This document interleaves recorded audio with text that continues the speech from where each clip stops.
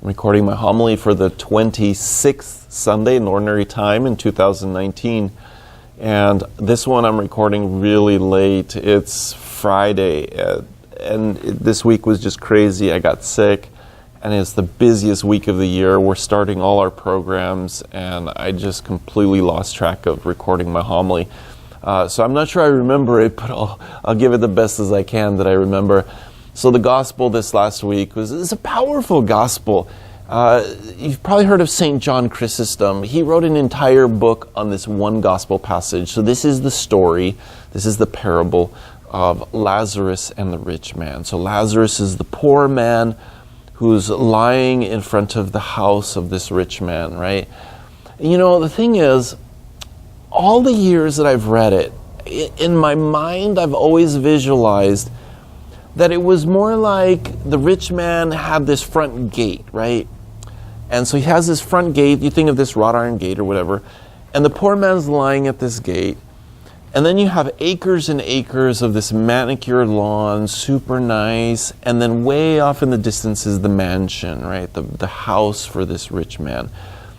But when you read the gospel, it doesn't say that. And it wasn't until this last week I was like, what it says is he's lying at his door. He's lying at his front door. And to me, that is more haunting because we all have front doors, right? The other day, I had a gentleman who was setting up camp under my porch. So my front porch on my house is really the back of the house because I never use the front. The front faces the street, but I just never use that side of the house. So anyways, I got a really great porch. That's usually where I do all my little construction projects. But he's setting up camp. He's under there. And it's pouring down rain that day.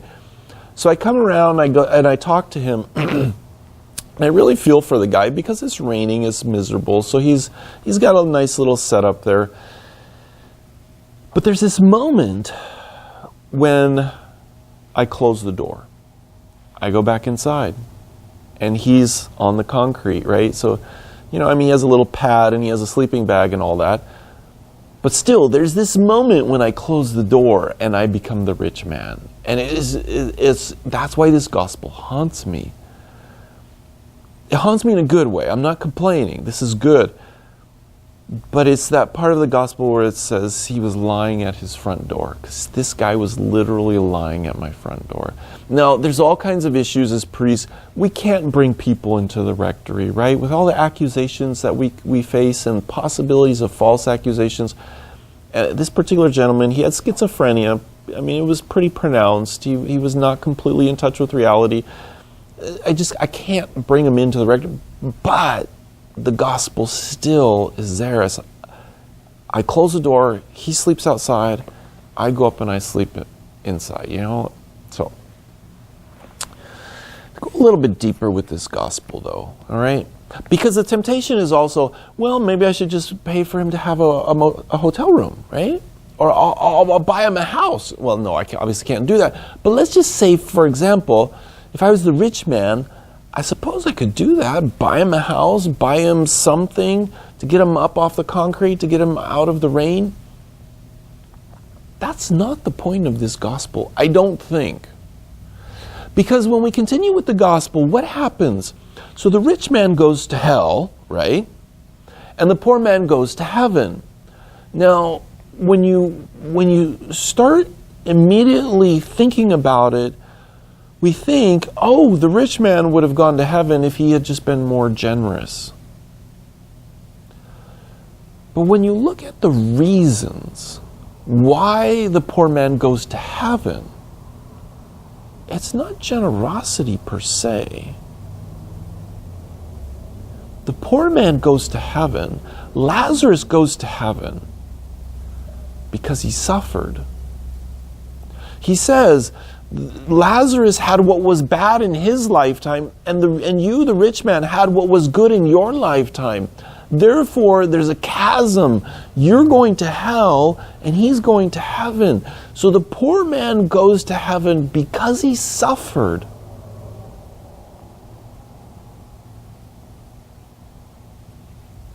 Now, does that mean you just need to go out and suffer, right? I've got nails, I got a hammer, I can inflict some suffering on myself. That's not the suffering that Jesus is getting at, right? But there's something powerful here, that at the very heart, at the very core of God's heart, is he does feel more for those who suffer. Now, what is that about? What does that mean for us? Because we spend most of our life, I think, when I look at myself, I spent a lot of my life trying to escape suffering. This morning was a perfect example. I woke up with a splitting headache. So what's the first thing I do? I take some Tylenol, right? We try to escape suffering. The poor man goes to heaven because he suffers. Now, what's at the core of this suffering? I was watching a video a little while back. It's about some people who are in Africa, going around Africa, and they they go to this one particular village that was very unique. So in this village, it's basically, the entire village is just an orphanage. So it's a bunch of huts, right? And living in these huts are kids. Teenagers, all the way down to little kids. And there's some adults there who obviously are kind of helping with the place. So it's like a giant orphanage. Now the reason this town is so unique is the circumstances behind it.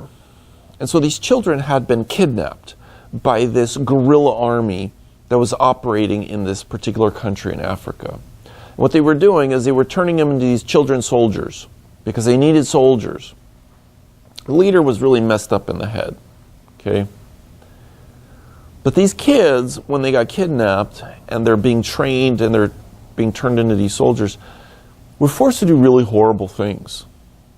Like if there was a child who didn't want to cooperate, he didn't want to do what they were asking him to do, then the other children were forced to kill that other kid. And he could have been a friend, he could have been their brother, and they'd force him to kill. He would force the kids to kill him. Well, once I guess they felt like these kids were ready, they would send them back into the villages where they came from to kill. Just kill innocent people.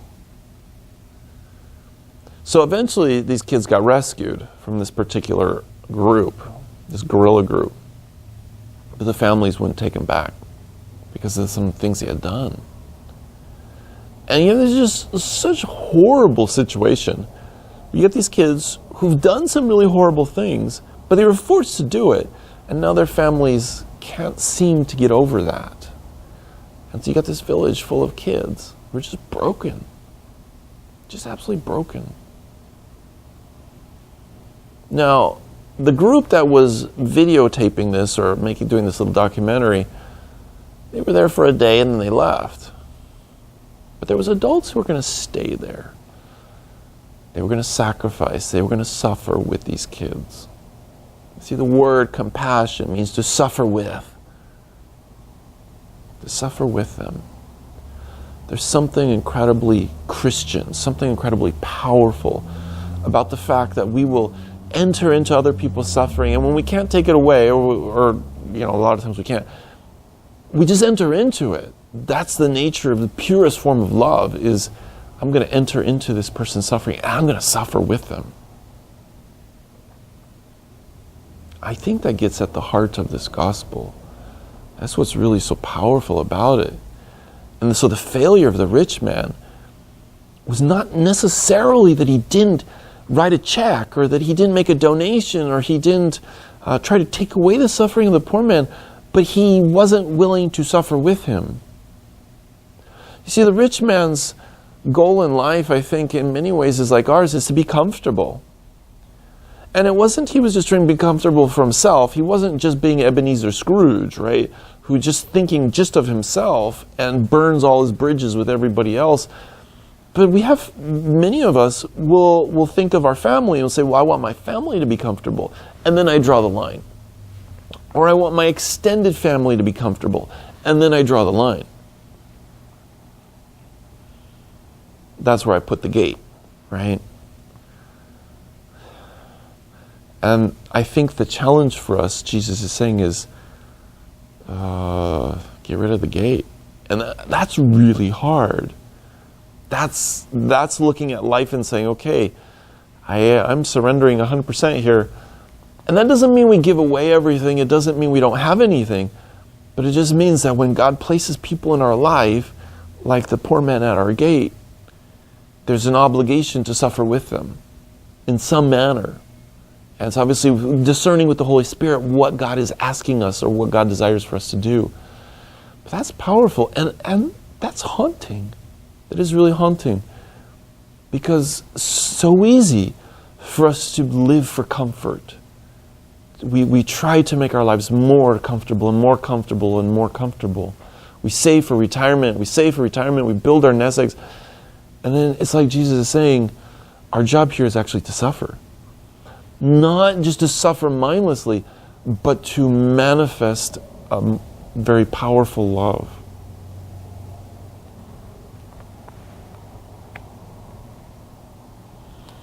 I think part of this gospel, and I'm extrapolating a little bit here, okay? So the gospel doesn't say this, but I'm going to read into it a little bit. That on some level, Lazarus was innocent, okay? It doesn't say one way or another. Maybe he wasn't innocent. Maybe he was completely culpable for his situation in life. But on some level, to me, it seems like there was some level of innocence in in his situation. When I interact with some of the homeless people around here, many of them have done some really bad things, and they'll come out and say it. It's actually amazing how honest they are. But I have yet to encounter a homeless person where there wasn't some underlying factor that caused them to get pushed down that path. I was talking to one gentleman a while back, and he said basically his story of homelessness begins when he's 5.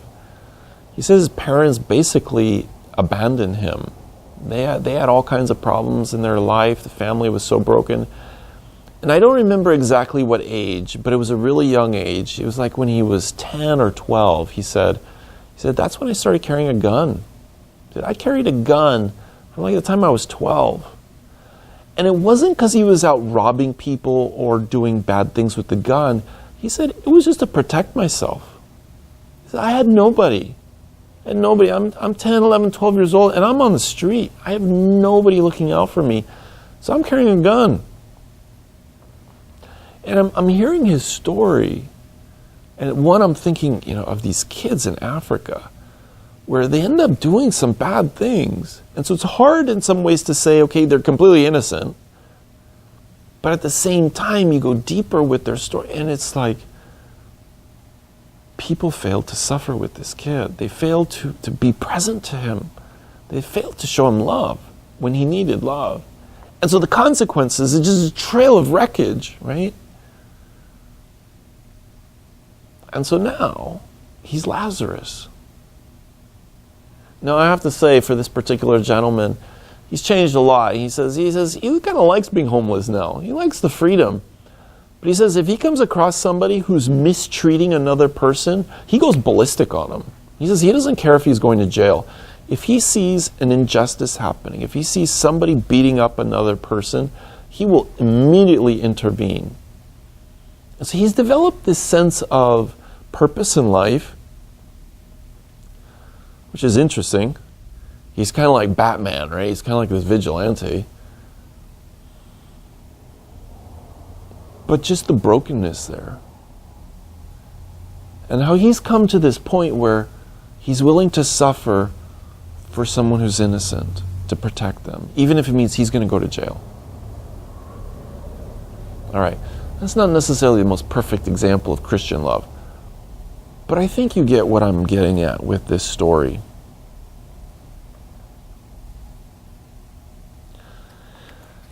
I went camping with our men's group for one night last week. Yeah, maybe that's why I got sick. And God decided to bless us with the rain the whole time. And so we're walking out there and we're camping. We never even got to the campground. It got dark on us, and because we left kind of late. It was my fault, and because I was trying to finish up with Mass and everything, and so we left a little late. And so we don't even get to the campground. So where we're camping, we're just in this makeshift place, and it's raining, it's cold, it's windy, it's foggy. It was miserable. If I had been alone, I never would have done that. It's going to be miserable when you're out hiking and camping in the rain and it's cold, windy, and foggy. But there was something very interesting about our trip, something I'd never really experienced. Now, today is October 4th. Today's the feast day of St. Francis of Assisi. And if you read about Francis, there's these times when he talks about him and his brothers, especially in the very early days with his original group of brothers that he called together. And they'll be walking along, and he'll be talking about just how joyful it is to be talking about the glories, the mysteries of heaven as they're walking along.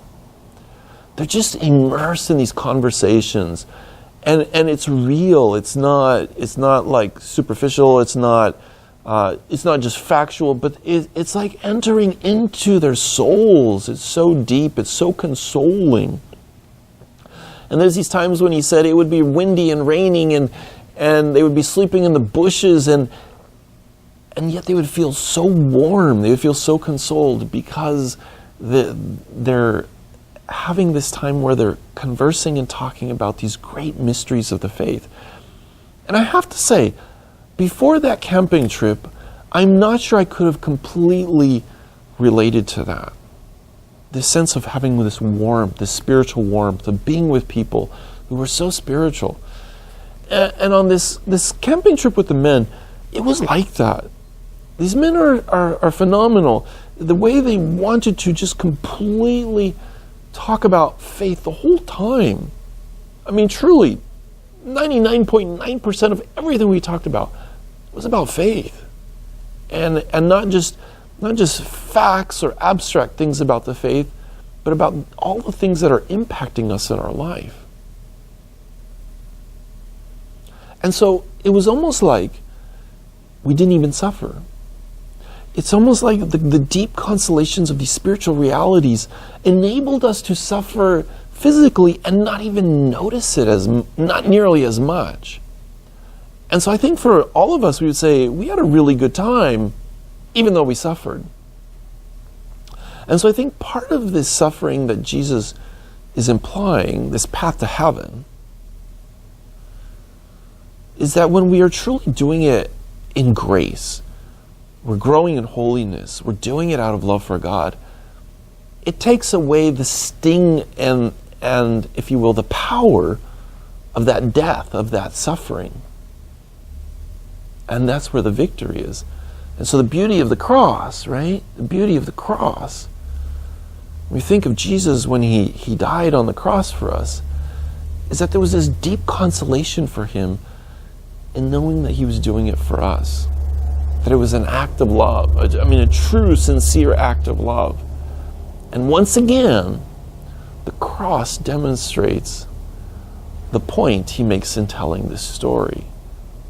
That is the path to heaven. It is that type of suffering. It is that 100% giving in love. That's powerful. All right. God bless you. And I'll be recording my homily hopefully next week a little bit earlier. All right. Take care.